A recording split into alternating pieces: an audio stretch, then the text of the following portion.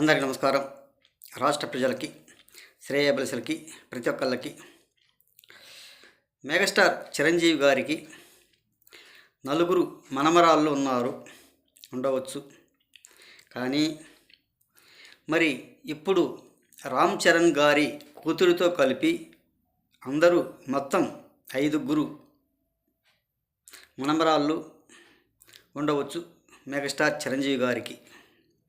కాబట్టి ఎవరైనా కానీ సమాజంలో మరి ఒక మగ పిల్లవాడు ఉంటే చాలా బాగుంటుంది అని ఎవరైనా ఆశపడతారు, ఎవరైనా అనుకుంటారు. మరి అందులో తప్పు ఏముంది శ్యామల గారు?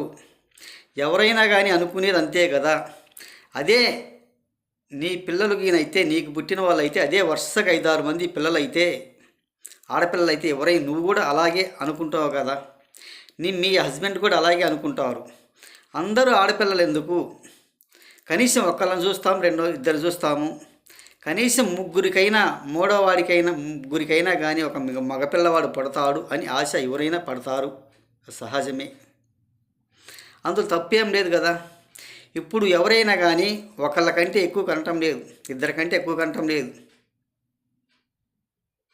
ఏది ఏమైనా ఇద్దరికి అనగానే ఆడపిల్లని మూడోవాడు మగపిల్ల ఉంటే బాగుంటుంది కదా, అందరూ ఆడపిల్లలైనాయా అని ఎవరైనా ఆశపడతారు, అది సహజమే ఎక్కడైనా కానీ.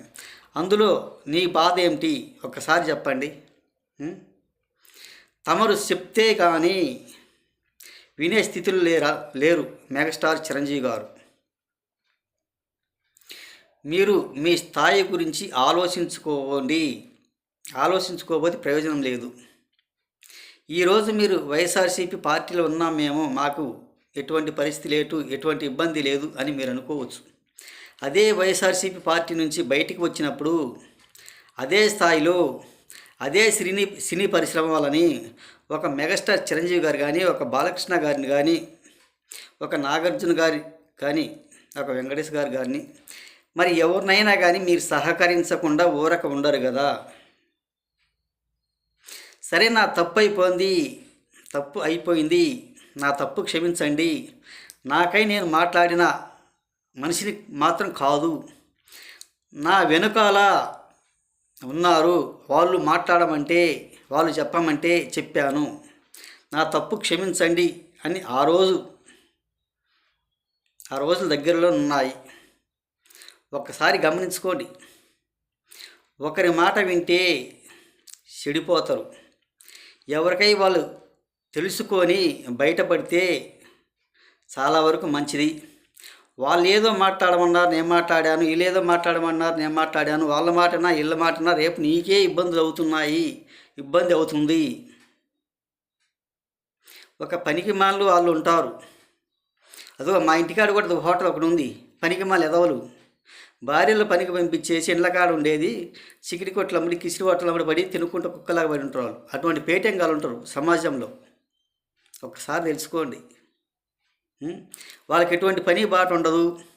ఏదంటే ఏమైనా కానీ ఇటువంటి పార్టీలో సింపతి పొందడానికి మాత్రం ఉంటారు కానీ దేనికి పనికి వచ్చే వాళ్ళు మాత్రం కాదు సమాజంలో మనుషులు. అలాంటి మనుషులు కూడా సమాజంలో ఉన్నారు, కొంచెం తెలుసుకోండి. ఈరోజు నేను పొలిటీషియన్లో ఉన్నాను, పొలిటికల్ గురించి మాట్లాడుతున్నాను, నాకు వైఎస్ జగన్మోహన్ రెడ్డి గారు సింపతిస్తున్నారు, ఆయన గురించి నేను సింపతి పొందడానికి రేపు అధికారంలోకి వస్తుందేమో అని అనుకుంటున్నావు. అది ఎప్పుడు సమాజంలో అధికారంలోకి రాబోదు. ఒకసారి తెలుసుకోండి. మీరు చాలా తప్పుగా మాట్లాడుతాం, తప్పులు చేస్తున్నారు. కొంచెం తెలుసుకోండి. ఎవరైనా కానీ ఒకళ్ళని చూస్తారు అమ్మాయిని, రెండో పాపను చూస్తారు, మూడోసారికి వచ్చేసరికి పాప కాదు కదా బాబు కూడా పుడితే బాగుంటుంది కదా అని ఎవరైనా సమాజంలో అనుకునే వాళ్ళే. ఇప్పుడు నీ వెనక ఉన్న వాళ్ళు కూడా అనుకోవచ్చు, ఊరికి సింపతి పొందడానికి ఇటువంటి పనికి మళ్ళీ మాటలు మాట్లాడే తప్ప దేనికి పనికి వచ్చే వాళ్ళు మాత్రం కాదు. ఒకసారి తెలుసుకోండి శ్యామల గారు.